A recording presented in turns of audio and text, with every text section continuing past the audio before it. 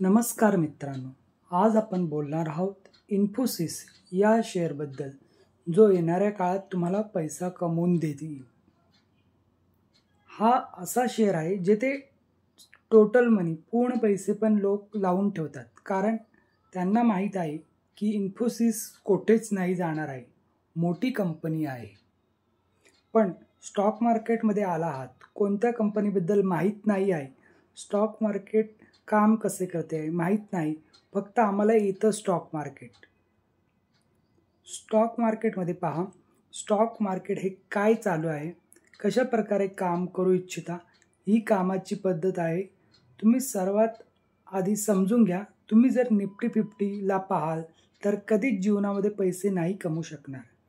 त्या गोष्टीचा फायदा उचलू शकतो जर तुमची इच्छा असेल तर. बँक निफ्टीचे शेअर्स पडतात, परत वाढतात, पडतात, वाढतात. हा एक बिझनेस बनला आहे. पूर्ण आयुष्यभर पैसे कमवत राहा. बँक निफ्टीचे शेअर कोणते शेअर्स आहेत? HDFC bank, Kotak bank, axis bank, SBI, ICICI bank हे काही शेअर्स आहेत. यातील मोठी हिस्सेदारी FIS आणि DIS यांची आहेत. समजून चाला की FIS आणि DIS मालक आहेत ह्या शेअर्सला पाडायचे आणि वाढवायचे, कारण की यांची मोठी हिस्सेदारी आहे. रिलायन्स इंडस्ट्रीजमध्ये पण FIS आणि DIS मोठी हिस्सेदारी ठेवतात. त्यांचं मन केलं ते कोणत्या दिवशी पाडून टाकतात, कधी वाढवतात. ह्याच प्रकारे बोला तर अजून दुसरे पण शेअर्स आहेत जे पडतील, मग पुन्हा वाढतील, पडतील, मग पुन्हा वाढतील. पण तुम्ही किती पैसा बनवला? मी तर काही नाही बनवू शकणार.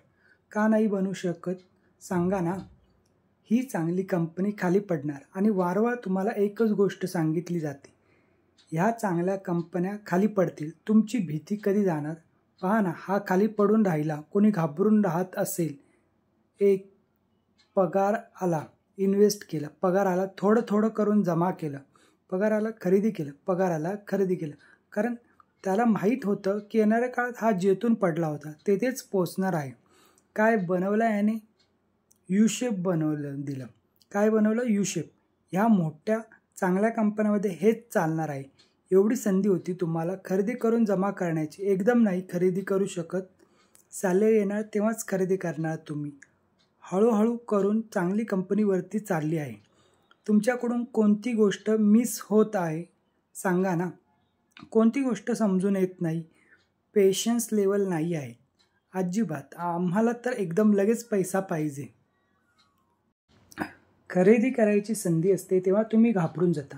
जेव्हा खरेदी करायची संधी असते तेव्हा घाबराल, आणि जेव्हा खरेदी करायची संधी नाही आहे तेव्हा खरेदी कराल. तर पैसे बनवणार कसे? आता हा शेअर खाली खरेदी करायचा होता तेव्हा तुम्ही घाबरलात. ह्या भीतीवर उपाय आतापर्यंत काढला नाही का? स्टॉक मार्केटमध्ये ही भीतीच तुमच्यासाठी विष बनली आहे. तुमच्यासाठी जेव्हा कधी शेअर पडेल कोणत्या चांगल्या कंपनीचा, तुम्ही खरेदी नाही करणार.